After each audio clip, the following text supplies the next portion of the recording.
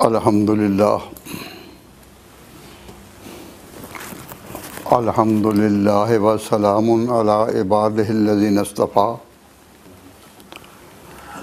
खुसूसन अला सय्यिदिर रसूल व खातमिल अंबिया व अला आलिहिल अत्क़िया व अस्हाबिल अस्फ़िया अम्मा बादो फ़अऊज़ु बिल्लाहि मिनश्शैतानिर्रजीम बिस्मिल्लाहिर्रहमानिर्रहीम कुन्तुम खैरा उम्मतिन उख़रिजत लिन्नास सदक़ल्लाहु मौलानल अज़ीम। हज़रात, उलमाए किराम वाजिबुल एहतराम, बुज़ुर्गान कौम, सामीन अज़ीज़, दोस्तों और भाइयों, ज़रा उम्र रफ्ता को आवाज़ देना, ज़रा उम्र रफ्ता को आवाज़ देना। आप हज़रात से दरख्वास्त कर रहा हूँ कि 72 साल पीछे लौटें, जब लाहौर में, जहाँ आज मीनार पाकिस्तान है, बंगाल के बहुत बड़े सियासी रहनुमा जिनकी तजवीज़ पर हिंदुस्तान तकसीम हुआ, करारदाद पेश कर रहे थे। सिर्फ वाक़यात की रोशनी में नहीं, वाक़यात की रोशनी में नहीं, तसव्वुरात की रोशनी में 72 साल ज़रा पीछे हटें, पीछे जाएं और ज़रा गौर करें कि उस वक्त मुल्क की हालत क्या थी, और उससे पहले उस वक्त का भी तसव्वुर ज़हन में रखें कि जब मुसलमानों के काफ़िले नए सिरे से पहली दफ़ा हिंदुस्तान उतरे थे और गंगा और जमुना के किनारों पर वुज़ू किया करते थे और खुदा के नाम की आवाज़ें और अज़ानें दी जाती थी, तो ये मुल्क मजमूई तौर पर किन का था? ये मुल्क मजमूई तौर पर हिंदुओं का था और पूरे मुल्क का नाम था हिंदुस्तान, के हिंदुओं की बस्ती के जहाँ वही आबाद है।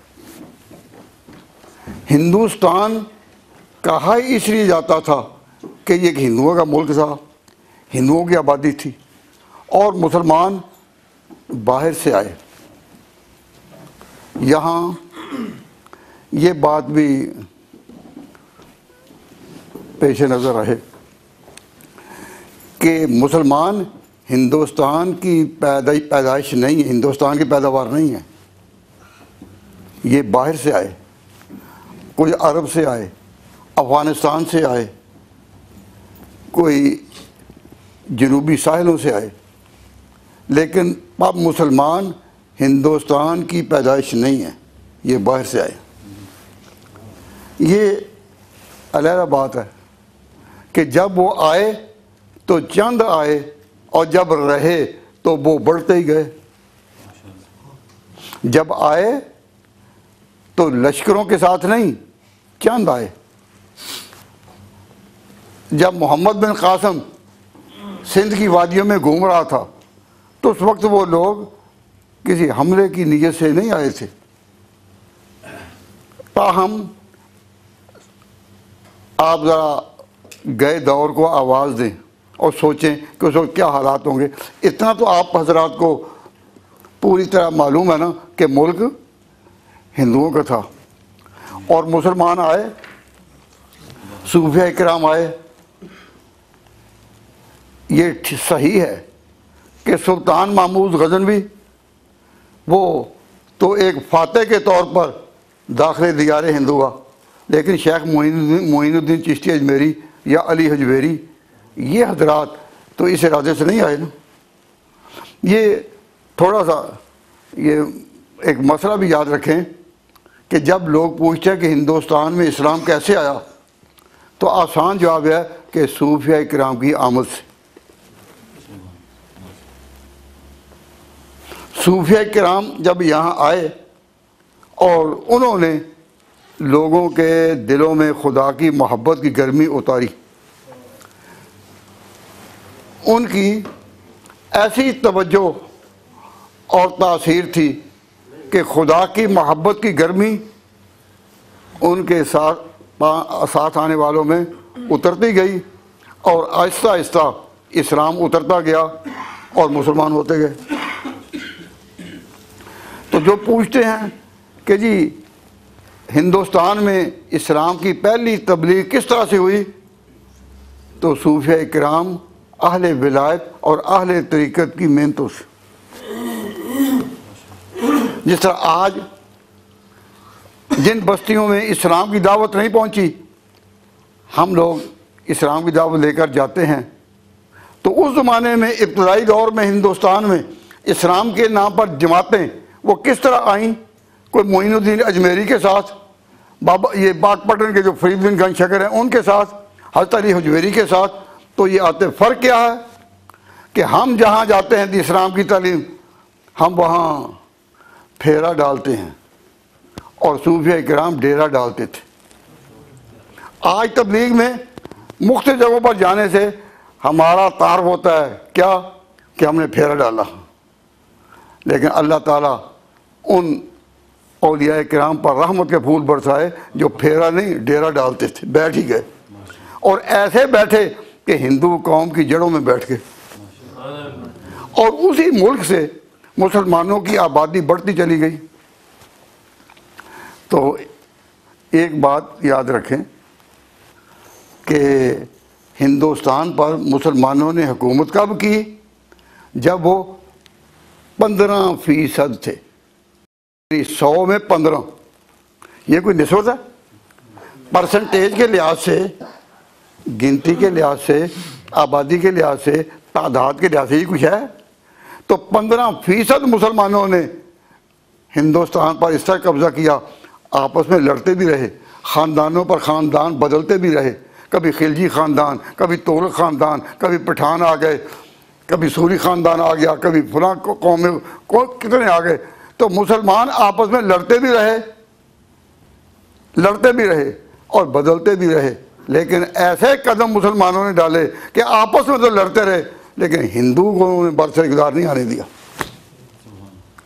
तो आप सोचते हैं कि ये कैसे उन्होंने किया होगा कि 15% हैं लेकिन हिंदुस्तान के हिंदुओं के दिलों में इस तरह घर कर गए कि उनको कभी उठने की हिम्मत ही नहीं हुई।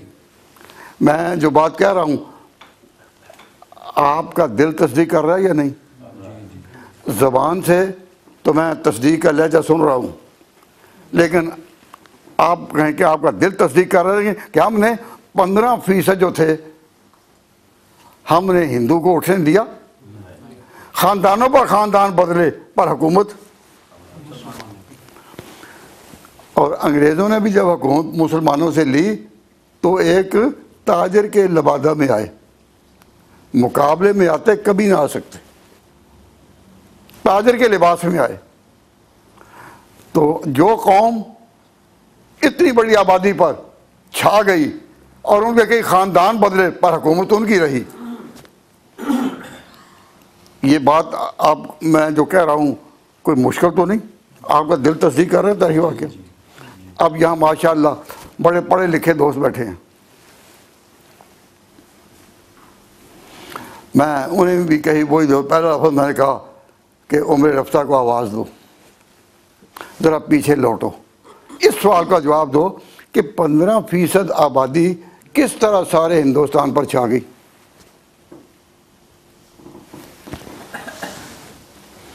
ये क्वेश्चन क्लियर है या नहीं? Is there any ambiguity in this expression? कोई बात साफ है या नहीं? तो वैसे जोश में कहो कि हम ही रहे हम ही रहे तो और बात है, लेकिन ज़रा सोचो सोचो और गुजरे हुए दौर की तरफ तवज्जो करो कि 15%, 16% ये आबादी पूरे मुल्क में कैसे कि मुसलमानों कैसे तो कब्जा कभी किसी दूसरे मुसलमान ट्राइब ने, कबीले ने ले लिया, कभी को आ गए, लेकिन हिंदू दोबारा वहाँ हुक्मरान नहीं हो सका। तो उसकी वजह क्या थी?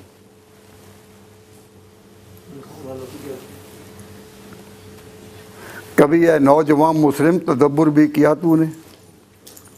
और ज़रा अपने माजी को तरफ लौटो, पूछो, हालात के आईना में निगाह करो कि मुसलमानों ने किस तरह हुकूमत चलाई।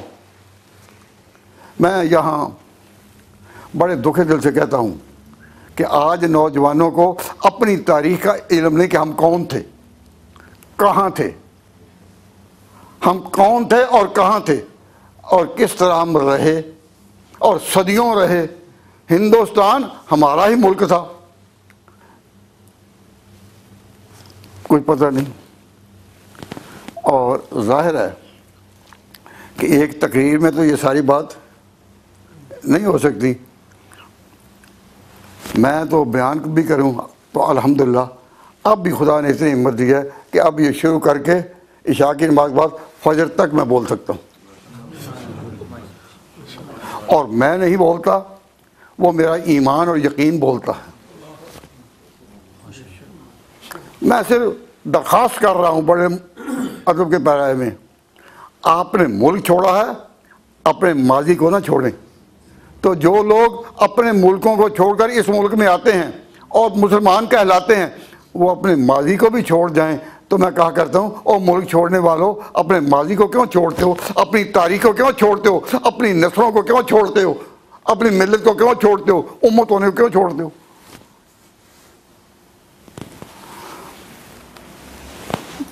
तो अब बात यह है कि मुख्तसर बात करते हुए तो मैं बातें इशारतन कहूँगा। मुसलमानों ने बड़ा एक हीला किया कि हिंदुस्तान में दाखिल होते ही ज़बान बदल दी। ज़बान थे कितने? 15%, और उनकी ज़बान बदल दी।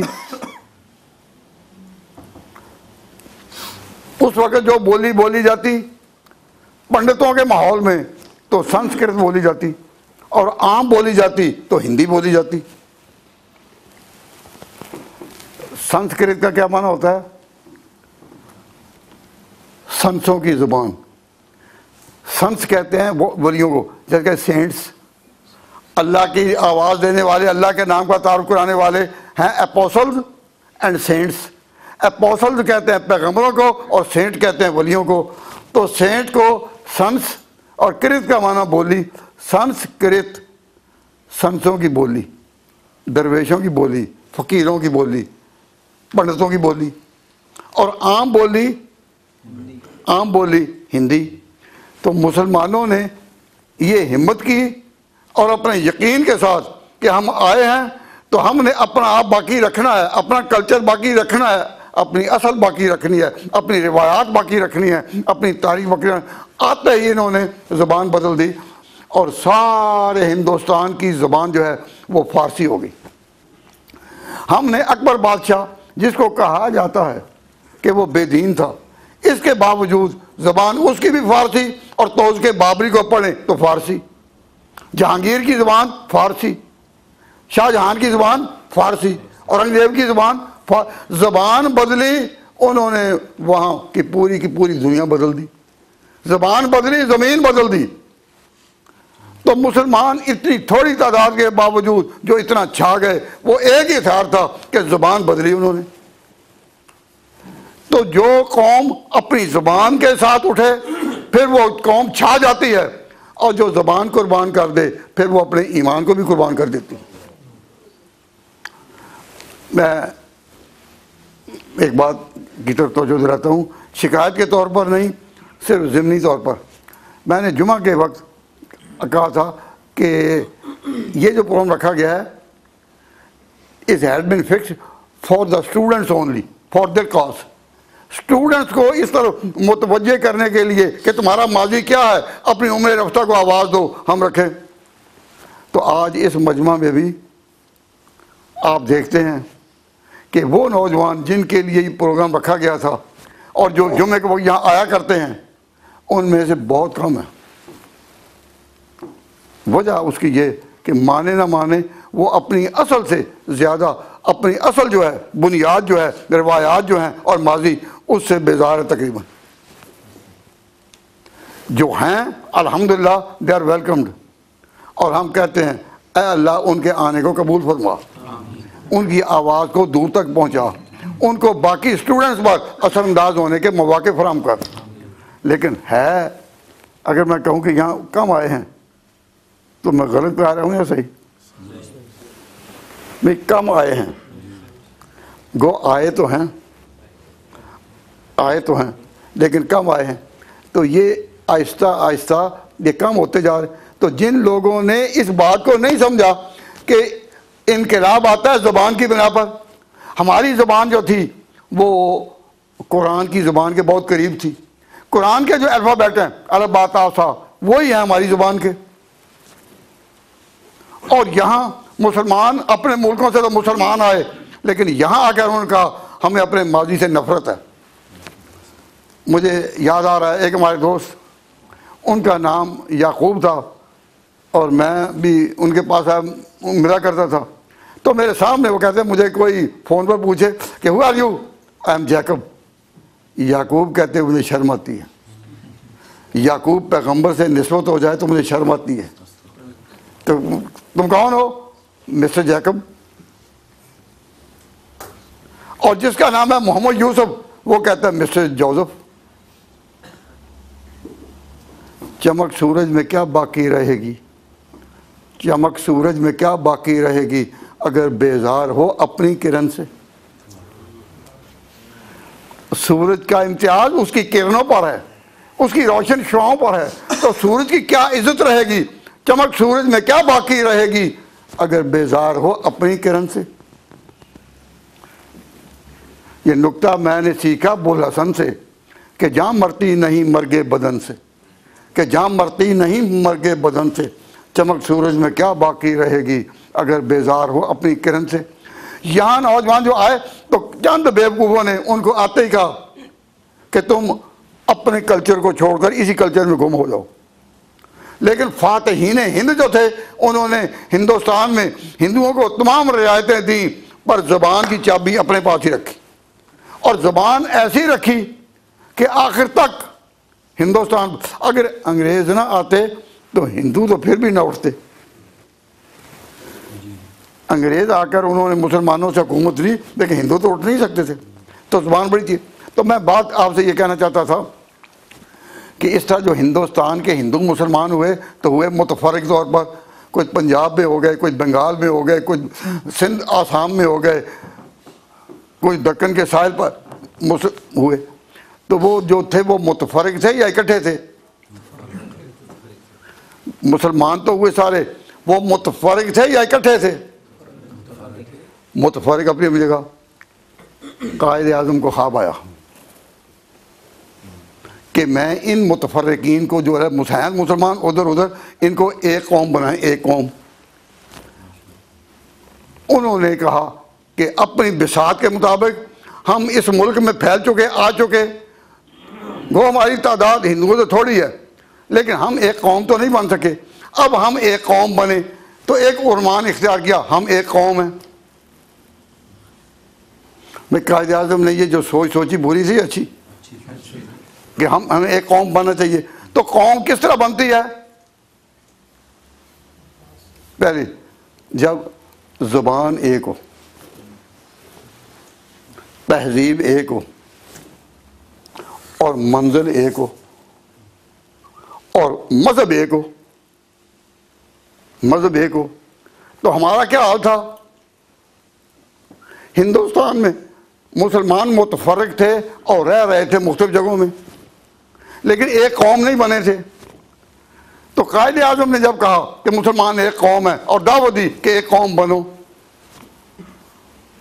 तो मुझे याद है हमने वो दौर देखा है और पाकिस्तान बनने के बाद कायद आज़म ने जो पहली तकरीर की थी मैंने खुद सुनी थी, सुनने वालों में था।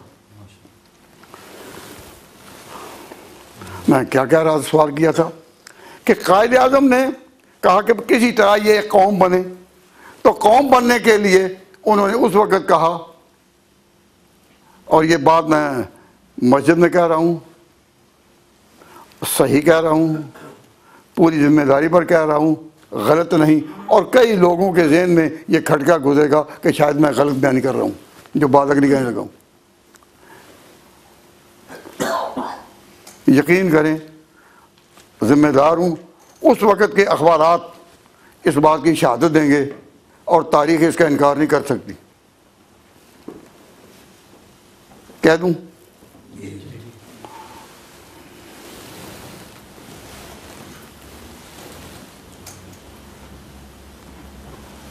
जो कहना चाहूँ तो मेरी ज़ुबान पे पहरे हैं, जो कह भी दूँ तो मेरे सामीन बहरे हैं।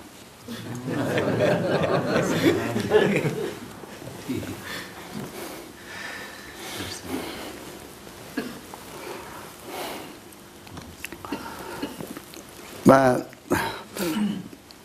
तवज्जो इस तरफ दिला रहा था कि कायद आज़म ने ऐलान किया as president of Pakistan, president of India Muslim League, India Muslim League का सबसे बड़ा लीडर कौन? कायद आज़म।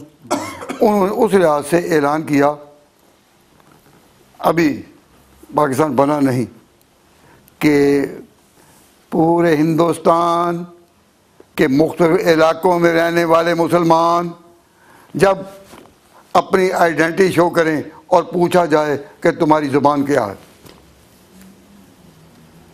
तो मैंने खुद इसको सुना और मेरे याददाश्त इसको महफूज कर लिया।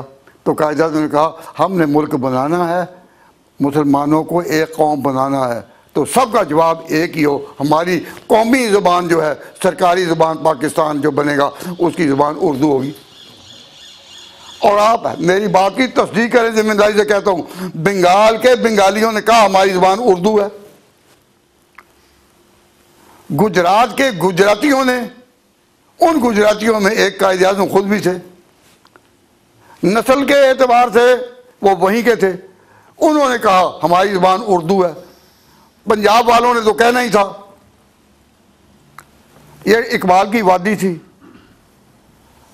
तो सब ने कहा हमारी ज़ुबान उर्दू है। और हम पढ़ते थे, हैरान होते थे कि ये सारे मुल्क में जहाँ मुसलमान है वो उर्दू कह रहे हैं, अब बंगाली और सिंधी किस तरह उर्दू समझते होंगे। तो कायद आज़म का जवाब होता था जब एक कौम बनाना है तो एक ज़बान पर आना है। तुम्हारी जो इलाकाई ज़बानें हैं वो ज़बानें नहीं, these are dialects and there is fundamental difference between dialect and language. Language बड़ा ऊंचा लफ्ज़ है और डायलैक्ट इलाका है। तुम सिंधी है, ये डायलैक्ट है, पंजाबी डायलैक्ट है, पश्तो डायलैक्ट है, बंगाली डायलैक्ट है, कौमी ज़बान हमारी उर्दू है। तो सब ने कहा, उसका मन चाहता कि एक कौम बनानी है, वो भी कोई कौम है कि जिसकी एक ज़बान ना हो। मरकज़ी ज़बान कौमी ज़बान एक है। तो अब पाकिस्तान में जो पहला बिगाड़ पैदा हुआ वो किस पर हुआ? ज़ुबान पर ही। मैं उसका जिक्र नहीं करता, लेकिन पहला बिगाड़ जो पैदा हुआ वो ज़ुबान पर ही। तो कायद आज़म का ये मुझे कौम, तो कौम किस तरह बनती है बोलो? जब ज़ुबान एक हो। और हम एक ज़बान बना ना सके, यहाँ मुल्क में जब आए तो कितने मुसलमान थे जो कहे अंग्रेज़ी, इंग्लिश इंग्लिश इंग्लिश इंग्लिश। भाई जहाँ कारोबार करना है, मार्केट में जाना है तो इंग्लिश बोलो, स्कूलों में इंग्लिश बोलो, इंग्लिश सीखो, लेकिन अपनी ज़ुबान को महफूज रखो। जब भी कहा अपनी ज़ुबान को महफूज रखो तो बात लोगों को समझ ना सकी। और मैंने जनूबी अफ्रीका में पुराने मुसलमानों को रोते देखा कि हम आज से 50-60 साल पहले जब अफ्रीका में आए थे तो हमने अपनी ज़बान साथ ना लाए अंग्रेज़ी। नतीजा क्या हुआ कि अब तक अफ्रीका एक मुस्लिम कंट्री के तौर पर उभर नहीं सका। मुसलमान बड़ी तादाद में हैं, उनकी बड़ी खिदमत हैं, लेकिन एज मुस्लिम कंट्री वो कहीं उभर नहीं सके। कायदे आज़म की बसीरत थी। तो एक कौम कब बनती है? जब ज़बान एक हो और आगे मंजिल भी एक हो। मंजिल क्या एक है कि हमारा अकीदा है कुरान, और कुरान की ज़बान वो है कि उर्दू के अल्फ़ाबेट और उसके एक हैं। हमने इनके ज़रिए से आगे जाना है, तो हमारी मंजिल एक है ना। तो जिसने अपनी मंजिल में कुरान को नहीं रखना वो एक कौम है।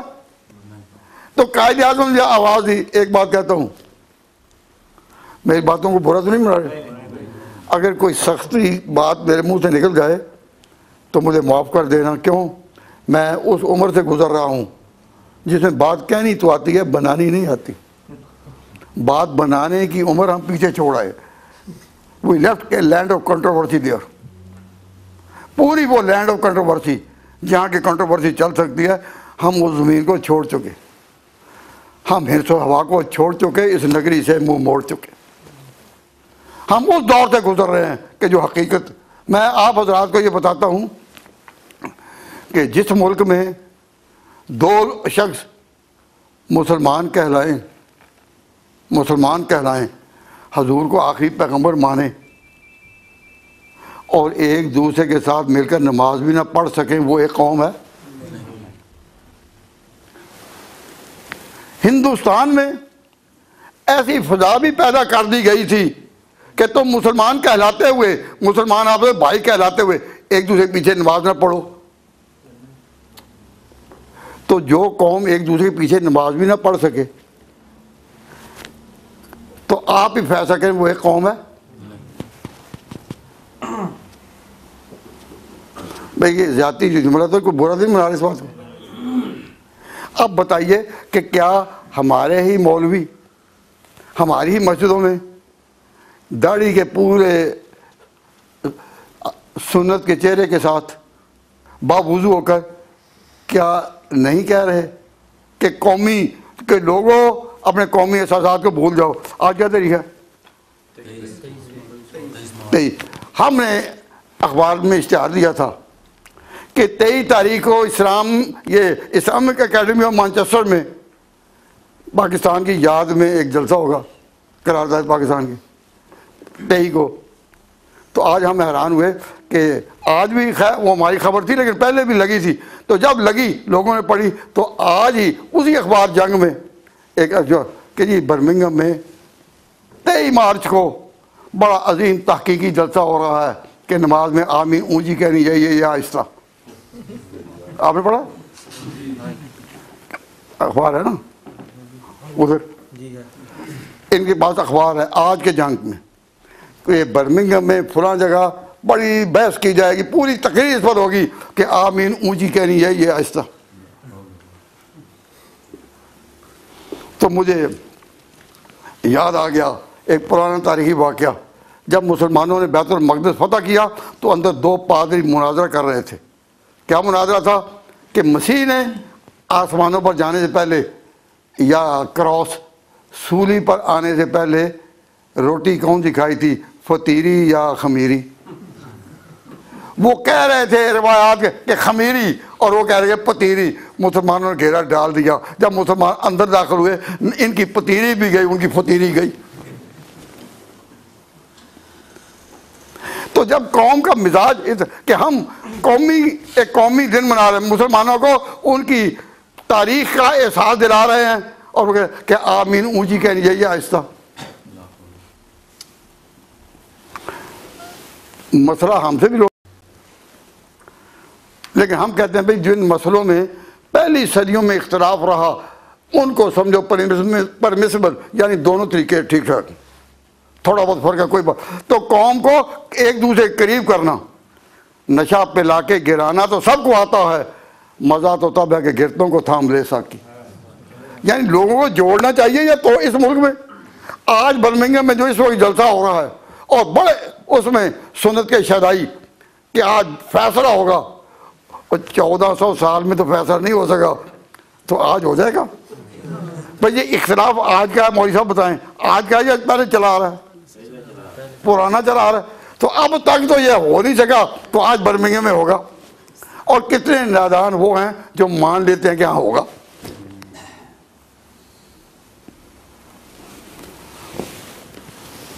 कई लोग हमें कहते हैं कि आप उनको समझाएं तो सही। मैंने कहा जो ऊंचा सुनते हैं वो उनको समझाना बड़ा मुश्किल है। भाई जो ऊंचा सुनते हैं उनको कोई बात सुनानी आसान है? मुश्किल। तो जो मुंह से कहें कि हम ऊंचा ही सुनते हैं। तो मैं बता ये रहा हूं कि जब मुसलमान एक दूसरे के पीछे नमाज पढ़ने को तैयार नहीं तो एक कौम है। इसका एहसास बिल्कुल तड़पा किसके? कायदे आज़म के। कायदे आज़म ने एक ही बात कही कि मुसलमानों तुम एक कौम हो, इतनी इसी में आ गई, तुम्हारी एक ज़बान हो, एक तहजीब हो, एक मंजिल हो, एक किताब हो, एक दीन हो। तो कायदे आज़म ने कोई गुनाह की बात तो नहीं की ना कि तुम एक कौम हो। तो एक कौम में अगर वो लोग हैं कि जो अब बाकायदा तौर पर अपने इम्तियाज के साथ with clear distinction of their faith वो कहते हैं हमारी इनके पीछे नमाज नहीं, इनके पीछे नमाज नहीं। तो कायदे आज़म ने जब कहा तुम एक कौम हो तो कायदे आज़म क्या फिरका बंदी का अकीदा रखते थे या एक कौम का? बताओ। कायदे आज़म फिरका बंदी का अकीदा रखते थे या एक कौम का? एक। तो जब एक कौम का था तो कायदे आज़म का फैसला क्या है?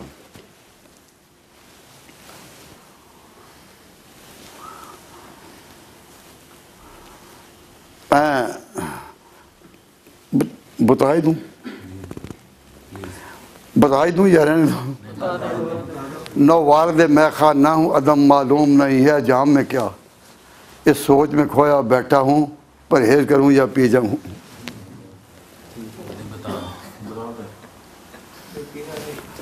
तवज्जो इस तरफ दिला रहा हूँ कि कायदे आज़म ने इसमें क्या सोचा। उन्होंने जब मुसलमानों को देखा कि आपस में मुसलमान कहलाते हैं तो ये भाई भाई नहीं, एक दूसरे के पीछे नमाज नहीं, और ऐसे गलत इल्ज़ामात के साथ वो काफिर वो काफिर वो काफिर, उम्मत को मार डाला काफिर बना बना कर। मस्जिदों से आवाज़ें उठे काफिर काफिर काफिर।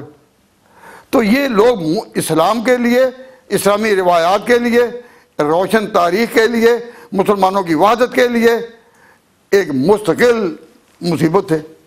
तो कायदे आज़म ने इनको तो ये नहीं कहा, लेकिन क्या कि मुसलमानों को एक करने के लिए, मुसलमान एक कौम है। तो कायदे आज़म की जो सोच है उसने क्या सोचा था? बताऊं? परहेज करूं या पी जाऊं?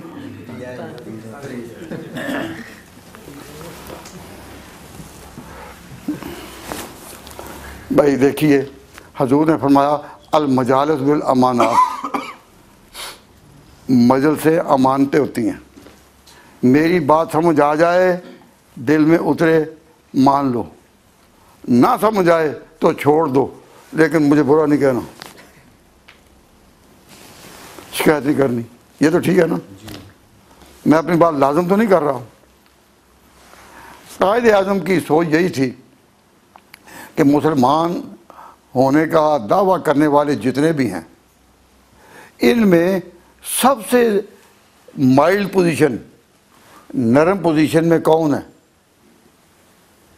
जिनमें दूसरों के लिए पजीराई के नुक्ते मौजूद हैं। तो कायदे आज़म का अपना नतीजा ये था कि वो सिर्फ और सिर्फ देवबंद है। देवबंद की तालीम ऐसी है कि जिसको कहा जा सकता है कि नुक्ता मोतदिल, कि जिस नुक्ता जो मोतदिल है उसमें दूसरों को पजीराई, उनको भी साथ ले सकना, उनको भी साथ ले सकना, उनको भी साथ ले, सिर्फ एक ही नुक्ता उरूज है हिंदुस्तान में कि जिसमें दूसरों के लिए दामन वसी है। यानी ऐसी इंतहा पसंदी नहीं कि मिलना ही मुश्किल हो जाए। अब दो दूसरे कहेगा कि भाई हम ये कहें कि भाई इनका नज़रिया गलत है लेकिन है हमारे भाई मुसलमान ही हैं, तो इनके साथ तो मुमकिन है किसी को पूरी सुलह भी हो जाए। लेकिन जब ये कह दिया गया इनसे सलाम हराम, इनसे कलाम हराम, हर बात ही हराम, तो ये ऐसा अकीदा भी हराम हो। भाई बात समझे? तो मोतदिल नुक्ता कहाँ होता है? जहां दूसरों के लिए पजीराई की गुंजाइश हो। तो जब यह था कि हमने पाकिस्तान बनाना है, हमने पाकिस्तान बनाना है और पाकिस्तान में एक कौम है और मुसलमान एक कौम है, जब यह था तो ये फिरका बंदी के साथ ये नारा चल सकता था? नहीं। तो कायदे आजम ने फिर क्या किया, कहाँ पहुंचे? देवबंद।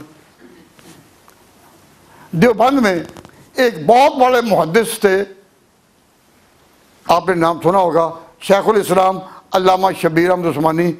उनको साथ लिया और फिर मुस्लिम लीग की तहरीक में इतना जोश आया, मुस्लिम लीग की तहरीक में ताज़ा खून भर दिया। आपको पता नहीं, जिस वक्त पाकिस्तान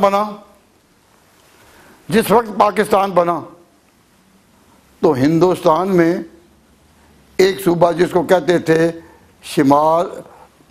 शिमाल मगरबी सरहदी सूबा, हाँ, जो जिसको आप सूबा सरहद कहते थे, इस सूबे में हुकूमत किनकी थी?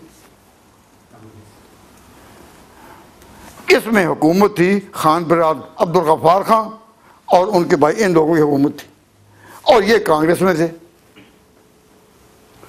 और पाकिस्तान के इस मगरबी तरफ में अगर एक पूरा सूबा ही इंडिया ले जाए तो पाकिस्तान किसी सूरत में भी बन सकता था? नहीं। तो उस वक्त ये फैसला हुआ कि जब तक अफगानिस्तान के अवाम अब नया फैसला ना दें कि वो कांग्रेस के साथ रहेंगे या पाकिस्तान के साथ, उस वक्त तक तारीख़ पाकिस्तान को रोक दो। तो शेखुल इस्लाम मौलाना शबीर अहमद उस्मानी, उन्होंने कहा कि मैं चलता हूँ। उनके हज़ारों शागिर्द देवबंद के पढ़े हुए वहाँ थे। उन्होंने रेफरेंडम जीता और पाकिस्तान वालों को, मुस्लिम लीग को मुबारकबाद दी कि हमने रेफरेंडम जीत लिया। कायदे आज़म ने मुबारकबाद दी और अपने तौर पर यही समझा कि देवबंद में इतना एतदाल है, नुक्ता एतदाल, पजीराई है कि दूसरों के साथ ये इफराद व तफरीद की पॉलिसी से, इंतहा पसंदी की पॉलिसी से बचकर एक आवाज़ दे सकते हैं। और अगर एक कौम जमा हो सकती है तो उलमाए देवबंद पर हो सकती है। लेकिन क्या एहसास था? कायदे आज़म का। तो रेफरेंडम जीता यहाँ का मौलाना शबीर अहमद उस्मानी ने, और बंगाल में सिरट का इलाका जो था वो भी इसी तरह जेर बात था, और सिरट का भी जो था रेफरेंडम वो जीता मुहद्दिस उल असर मौलाना जफर अहमद उस्मानी ने। उलमाए देवबंद ने यहाँ भी वहाँ भी रेफरेंडम जीत कर अमली तौर पर कुर्बानी देकर और अमली के तौर पर उसके समरा दिखाकर बता दिया कि पाकिस्तान बनेगा बनेगा बनेगा और एक कौम का बनेगा, इसमें वो आवाज़ नहीं होगी, इसके पीछे नमाज जायज़ नहीं है।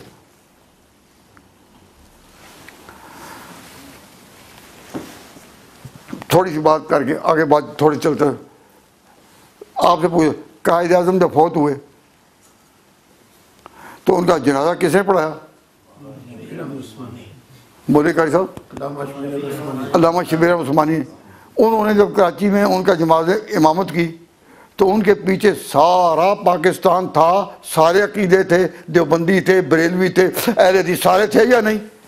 किसी ने भी ज़बान से कहा कि जी नहीं, फलां फिरके की अक्सरियत है, ये जिस मुल्क में जाहिलों की अक्सरियत हो वहाँ की क़यादत देवबंदी को क्यों दी जाए? किसी ने भी, सब ने, कायदे आज़म की नमाज जनाजा थी, सब ने नीयत बांध ली। तो मैं कहा करता हूँ, जब तुमने उस वक्त नीयत बांध दी थी, अब इन मुल्कों में आकर क्यों नीयत तोड़ रहे हो?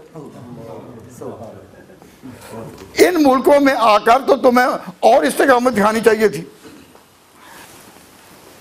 भाई आप मेरी बात समझ रहे हैं ना? तो खुद ईमानदारी से बताएं, आप तो थे, आप बताएं कि उस वक्त किसी ने भी इख्तलाफ किया कि कायदे आज़म पूरे मुल्क का सियासी पेशवा, उसकी नमाज जनाजा जो है वो फलां पढ़े, उनकी अक्सरियत है, उनकी नहीं। तो किसने नमाज पढ़ाई?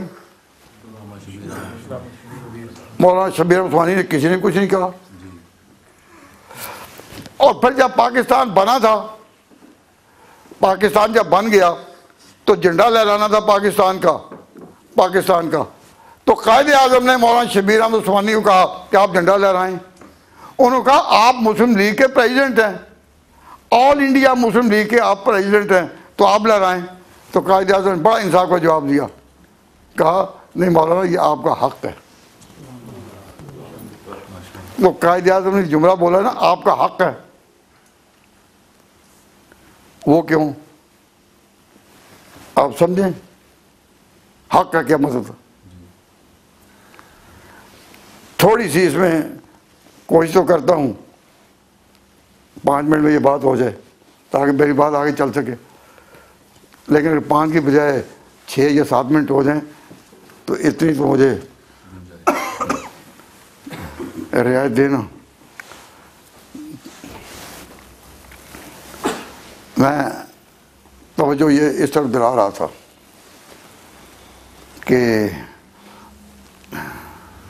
सिर्फ 5-6 मिनट की बात है, पाकिस्तान बना था 2 लहरों में, 2 लहरें उठी, या इस तरह पाकिस्तान की तहरीक का जो साइकिल चला इसके पहिए थे 2।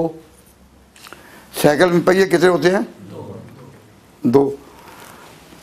तो जब ये तहरीक चली कि पाकिस्तान बनना चाहिए तो इस तहरीक के पहिए थे 2। आप मानेंगे एक पहिया ये था कि पाकिस्तान का मतलब क्या, ला इलाहा इल्लल्लाह, और दूसरा मतलब ये था, दूसरा पहिया ये था कि ला इलाहा इल्लल्लाह कहने वालों मुल्क में अपना हिस्सा अलग मांगो। तो जब पाकिस्तान की तहरीक उठी उस साइकिल के पहिए कितने थे? 2। एक पहिया ये कि इस पाकिस्तान का मतलब क्या, ला इलाहा इल्लल्लाह, और दूसरा पहिया ये कि इस मुल्क में जिसमें 2 बड़ी कौमें हैं हिंदू और मुसलमान, तुम अपने अलहदगी मांगो। इसे पाकिस्तान बनाना। इन 2 पहियों में कोई इख्तलाफ है? इख्तलाफ तो नहीं।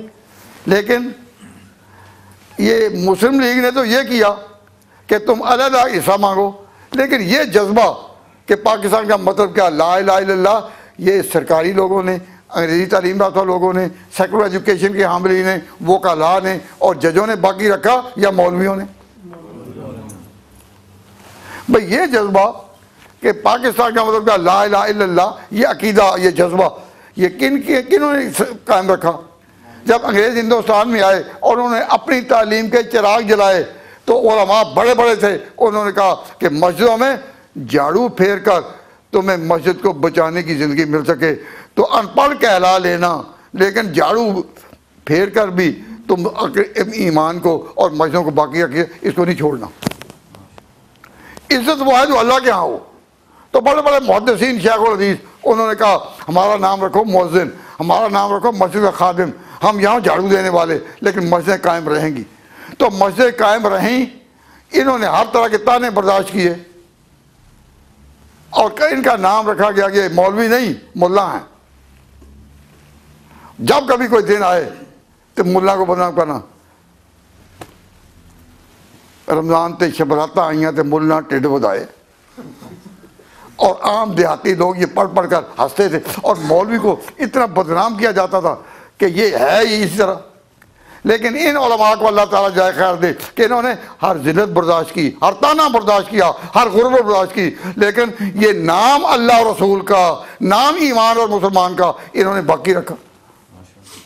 तो ये ईमान का नाम बाकी रखने वाले, सऊदें बर्दाश्त करने वाले, तकरीबें बर्दाश्त करने वाले, लेकिन इस्लाम रहे, इस्लाम रहे, इस्लाम रहे, ये कौन थे?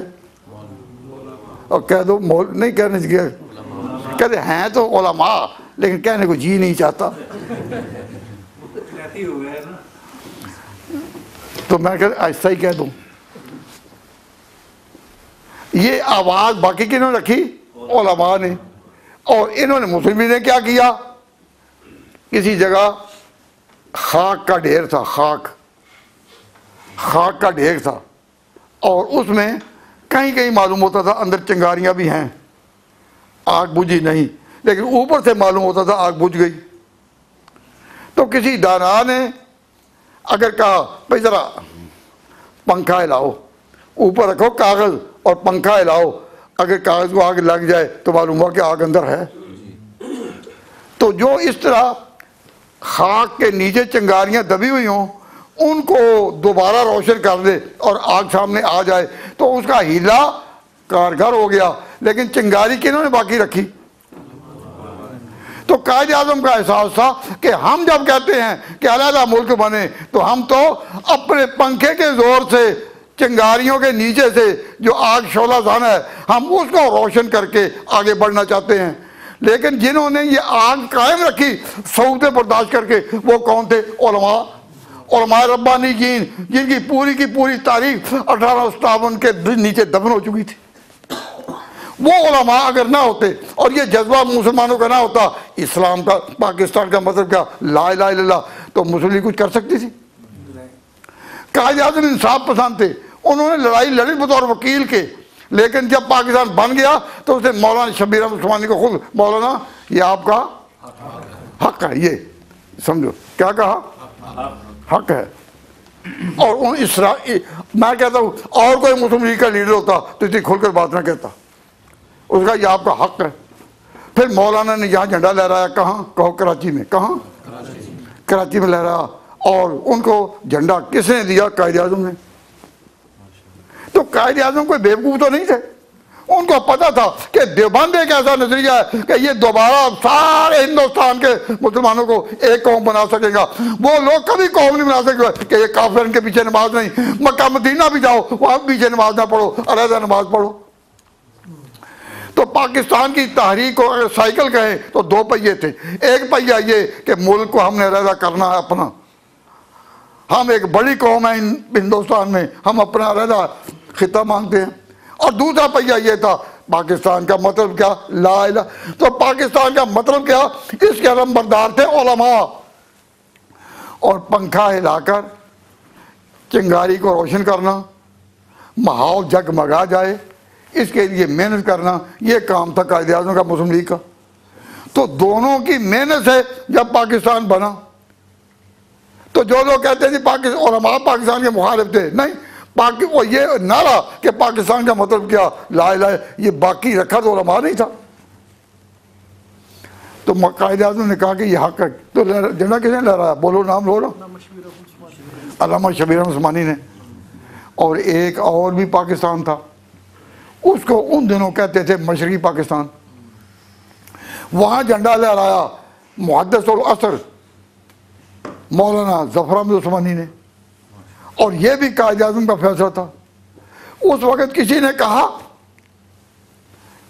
कहा कि अगर कराची में देवबंद का बड़ा झंडा लहरा रहा है तो ढाका में बरेली का जो बड़ा है वो लहराए। अगर कोई कहे तो पाकिस्तान का जवाब साफ होता, कायद आज़म का जवाब साफ होता, मैंने पाकिस्तान फिरका बंदी के लिए नहीं बुलाया। पाकिस्तान एक कौम है, मुसलमान एक कौम है, एक दीन है। हमने अगर वही अलग-अलग खिते बाकी रख रहे हैं फिर तो पाकिस्तान बनाने का फ़ायदा क्या? तो ढाके में झंडा लहराने की सआदत किन को हासिल हुई? कहो, देवबंद को। भाई ढाका में झंडा लहराने की सआदत देवबंद को हासिल हुई, कराची में उनको हासिल हुई। तो इससे पता चला कि कायद आज़म के नज़दीक जो पाकिस्तान में एक कौम थे तो उनका नज़रिया था कि पाकिस्तान का अकीदा सरकारी सतह पर, दीन सरकारी सतह पर देवबंद का होगा। अगर ईरान का पूरा मुल्क कहता है कि हमारे सरकारी तौर पर हम शिया स्टेट हैं, तो कायद आज़म ने अपने अमल से बता दिया कि उनके नज़दीक सिर्फ देवबंद है कि जो सारे हिंदुस्तान के मुसलमानों को एक कौम के तौर पर लेकर चले तो सारे उनके साय में चल सकते हैं। कई लोग सवाल करते हैं, हमसे पूछते हैं कि जो लोग आज भी लाहौर में हैं और अपने आप को वो कहते हैं हम हिंदुस्तान में अहले सुन्नत वल जमात के और अहनाफ के हम वारिस हैं, हम हिज़्बुल अहनाफ हैं, तो हमसे कई लोग पूछते हैं कि जब पाकिस्तान बन रहा था उस वक़्त वो क्या कहते थे उलमा? मैंने कहा हम उनको बुरा नहीं कहते और ना दिल चाहता है, लेकिन क्योंकि तुमने सवाल कर दिया है तो फिर सवाल का जवाब देने के लिए हम मजबूर हैं। उस वक्त वो फतवे दे रहे थे कि मुस्लिम लीग को चंदा देना हराम है। ये फतवे मेरे पास मौजूद है। वो मुखालफत कर रहे थे। तो देवबंद वालों में एतदाल था। सिर्फ देवबंद एक तबका था जो अपने आप को देवबंदी नहीं कहता था, एक तबका था जो अपने आप को देवबंदी नहीं कहता था। उनके पेशवा सियालकोट का जिला सियालकोट में, तहसील अलीपुर में जनाब पीर जमात रिया साहब उनके मजहबी रहनुमा थे और वो लोग देवबंदी नहीं थे, लेकिन उन्होंने पाकिस्तान का उस वक्त साथ दिया। तो साथ किस तरह दिया?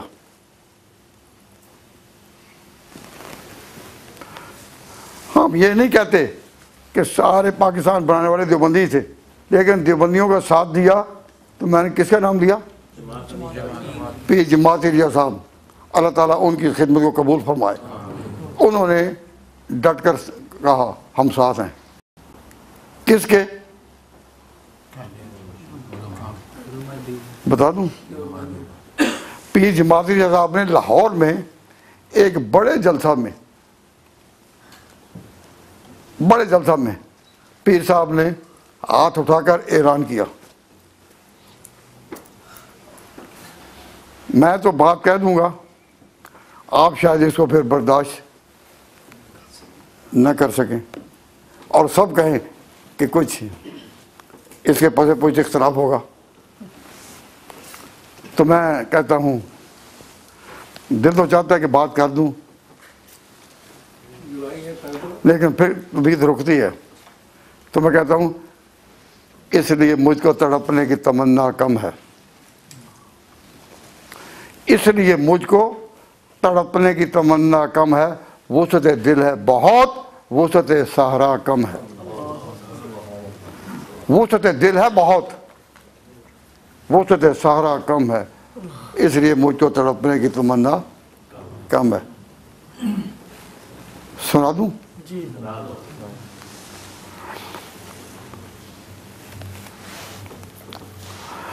मुस्लिम लीग का एक बहुत बड़ा जलसा रखा गया लाहौर में पाकिस्तान बनने से पहले, और दीनी तौर पर तमाम पंजाब को उसमें हाजिर होने, शामिल होने की दावत दी गई। बड़े बड़े इश्तिहार निकले। कायद आज़म की आवाज़ थी, सारे मुल्क में फैली हुई थी, तो बड़ा जलसा था। तो चूँकि दीनी तौर पर सारे लोगों को किस में इकट्ठा किया गया था, तो उस जलसे में जो मेहमान खसूसी थे वो देवबंद में थे उस वक़्त मौलाना शब्बीर अहमद उस्मानी। तो मौलाना शब्बीर अहमद उस्मानी ये उस जलसे के लिए वहाँ तशरीफ लाए। उधर कायद आज़म और उनके साथी मोतक़दीन सारे पाकिस्तान के हामी अपनी जगह बैठे थे, और पाकिस्तान के हामियों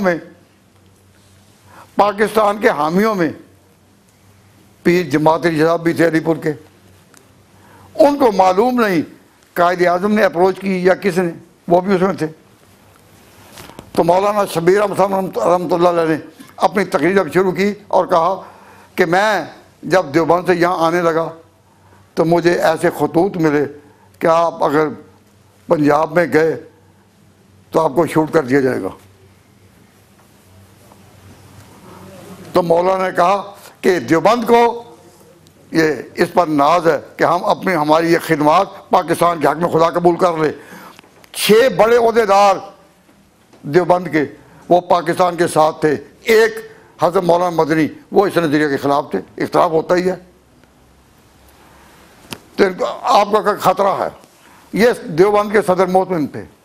मौलाना हुसैन मदनी सदर मुदर्रिस थे, शेखुल हदीस थे।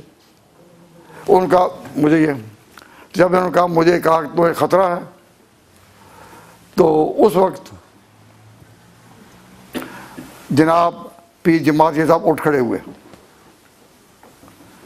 पीर जमात रिया साहब उठ खड़े हुए, हज़रत तकरीर कर रहे हैं, बड़े वो हैं और उम्र में बड़े ये पीर साहब थे, बहुत बूढ़े। इन्होंने जब देखा तो मौलाना कहा, मौलाना ये जो कहा गया है ना कि आप अगर पंजाब में आए तो आपको शूट कर दिया जाएगा। ये पाकिस्तान की हमायत की वजह से नहीं कहा गया। मौलाना चुप हो गए क्योंकि उन्होंने कहा था मुझे देवबंद से आने के लिए ये कहा गया है कि अगर आप आए पंजाब में तो जिंदा वापस नहीं जा सकेंगे। तो मौलाना पीर जमातिया साहब ने कहा हजरत इसलिए आपको ये नहीं कहा गया। मौलाना ने फरमाया तो फिर किस लिए इन्होंने कहा है? तो फरमाया कि यहाँ पंजाब में बहुत सी जगहों में ये बात चल रही है कि उलमाए देवबंद जो है ना ये गुस्ताख और बेअदब है, पैगम्बरों और औलिया का अदब व एहतराम वो नहीं करते जो करना चाहिए। तो ये प्रोपेगेंडा है। तो मौलाना ने कहा अच्छा अब बैठे, मैं अपना बयान करता हूँ, मैं अपना अकीदा बयान करता हूँ। तो मौलाना शबीर अहमद उस्मानी ने अपना अकीदा रिसालत के बारे में बयान कर दिया बहुत शान और इज़्ज़त के साथ, और कहा कि मेरा और मेरे असातिज़ा का जो अपने वक़्त के इल्म के अमीन हैं बड़े बड़े, मेरा और मेरे असातिज़ा का यही एक अकीदा है, और जो हजूर की शान में ज़रा सी बेअदबी का कोई बात कह दे तो वो हमारे नज़दीक मुसलमान नहीं। ये मेरा अकीदा है। ये किसने कहा? मौलाना शबीर अहमद साहब उस्मानी ने। और जब ये कहा कि मेरा ये अकीदा है तो मौलाना चुप हो गए। तो पीर साहब उठे, लोगों आज के बाद मेरा इख्तलाफ मौलाना से देवबंद से ख़त्म हो गया है। उन्होंने ये अकीदा बयान कर दिया है और मैं इस अकीदे से पूरी मुआफ़क़त करता हूँ, अब हम भाई हैं। ये क्या कह दो मौलाना को पीर साहब चिमट गए और गले लगा लिया। उस वक्त कायद आज़म की रूह जो थी वो बड़ी खुश थी कि मुसलमान एक हो जाए, पाकिस्तान एक कौम है, एक बनकर रहेंगे। आज के बाद ये जो देवबंदी बरेलवी का नज़ा है ये ख़त्म हो गया। पीर जमातिया का मकाम जो है वो अवाम में मौलाना अहमद रज़ा खां के मकाम से बहुत आगे था, बहुत इज्जत थी ख़ास तौर पर पंजाब में। इन्होंने जब कहा कि हमारा इख्तिलाफ ख़त्म है और गले लगा लिया, तो चाहिए था कि ये किस्सा ख़त्म हो जाता है, एक कौम जो बनना है। अब आप में से एक आदमी सवाल करता है हमसे, क्या सवाल? कि जी ये आपने जो कहा है वाक़या, इस वाक़या को तो हो गए ना 75 साल के करीब, 75 साल के करीब ये वाक़या हो गया, इसका सबूत क्या है? पूछेंगे या नहीं? जी पूछेंगे। हाँ जी पूछेंगे ना। तो मैंने अगर अब आप पूछें तो इसमें 2-3 मिनट लेट हो जाए हम तो फिर बुरा ना कहना चाहिए नमाज का वक्त हो गया, क्योंकि आपने पूछा है, आपने तो पूछा है। तो मैं आपसे ये बताता हूँ, ध्यान से सुन लो, ध्यान से सुन लो, पूरी जिम्मेदारी से कहता हूँ, अब भी और फिर भी याद रखें कि याद रखेंगे ना कि पीर जमातिया साहब के पोते सैयद अख्तर हुसैन, उनके ग्रैंडसन सैयद अख्तर हुसैन ने अपने दादा की सीरत पर एक किताब लिखी है जिसका नाम है कि सीरत अमीर मिल्लत। किसने लिखी है? पीर जमात अली शाह साहब के पोते ने अख्तर हुसैन ने अपने दादा की याद में एक किताब लिखी, क्या नाम? सीरत अमीर मिल्लत। उसमें उन्होंने ये सारा वाक़या खुद इसी तरह लिखा है और मैं पढ़कर सुना देता हूँ आपको। मैंने वहीं से ये हवाला जो लिया है और अब भी हमेशा के लिए इस बात का जिम्मेदार हूँ। बात उन्हीं की है लेकिन मैं जिम्मेदारी से कह रहा हूँ, उन्हीं के मतलब भी कह रहा हूँ। ज़ुबान मेरी है बात उनकी, ज़ुबान मेरी है बात उनकी, उन्हीं की महफिल संवारता हूँ, चिराग मेरा है रात उनकी।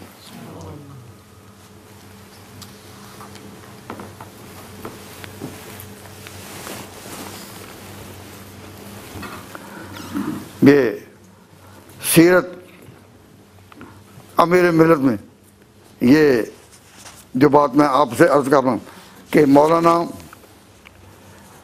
सीरत अमीर मिल्लत का सफ़ा 673 भी और सफ़ा 146 भी। ये वाक़या सारा कि जनाब किबला आलम पीर जमात रिया साहब खड़े हो गए और आपने अल्लामा शब्बीर अहमद उस्मानी को गले लगाया और फरमाया आप मेरे भाई हैं। जलसे में हज़रत ने किबला आलम ने खड़े होकर फरमाया अल्लामा शब्बीर अहमद साहब मेरे भाई हैं, ख़बरदार इनसे कोई गुस्ताखी ना हो। मेरे सामने उन्होंने अपने अकीदे की वजाहत कर दी है। तो भाई झगड़ा ख़त्म हो गया या नहीं? और जो लोग अब भी कहते हैं, हालांकि इंग्लैंड में आने के बाद तो चाहिए था कि वो इख्तलाफात ख़त्म कर देते, लेकिन जिनका इख्तलाफ इस दर्जे में हो कि वो कौम को एक कौम ना मानने को तैयार हो, तो कायदे आज़म ने पाकिस्तान की बिना इसी पर रखी थी कि मुसलमान एक कौम है। एक कौम वो जिनकी ज़ुबान एक हो, जिनकी मंजिल एक हो, जिनका रुख एक हो, जिनका अकीदा एक हो, जिनकी नमाज एक दूसरे के पीछे हो सके, और जो कहे कि मक्का मदीना में जाओ तो उनके पीछे नमाज, तो वो कौम कभी एक हो सकती है? तो कायदे आज़म ने जो पाकिस्तान बनाया था वो इसी अज़म से बनाया था। और शेर बंगाल ने मीनार पाकिस्तान लाहौर की जगह पर जो करारदाद पास की थी बिल इत्तेफाक कि सारे हिंदुस्तान के मुसलमान अपने लिए अलहदा वतन मांगते हैं, तो जो करारदाद उन्होंने पास की थी वो इसलिए की थी कि मुसलमान एक कौम है। और अब हिंदुस्तान में जहाँ हिंदू ही आबादी थी, मुसलमान हर जगह थे, लेकिन मुंशिद थे, आसाम में अलहदा, बंगाल में अलहदा, पंजाब में अलहदा।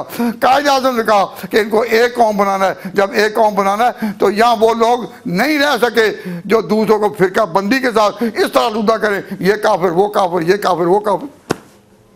ज़बान अगर कायदे आज़म बंगाल के मुसलमानों से ये कहलवा सकते हैं कि हमारी कौमी ज़बान उर्दू है, हम एक कौम है, तो क्या फिरका बंदी के बंधन हम तोड़ नहीं सकते? मैं आप नौजवानों से जो यहाँ हैं बार बार कहता हूँ कि 23 मार्च की ये करारदाद जो जिसको कहते हैं करारदाद पाकिस्तान जो उस वक्त पास हुई थी, आप इसके नतीजे में मुसलमानों को एक कौम बनाना चाहते हैं या नहीं, और एक कौम देखना चाहते हैं या नहीं?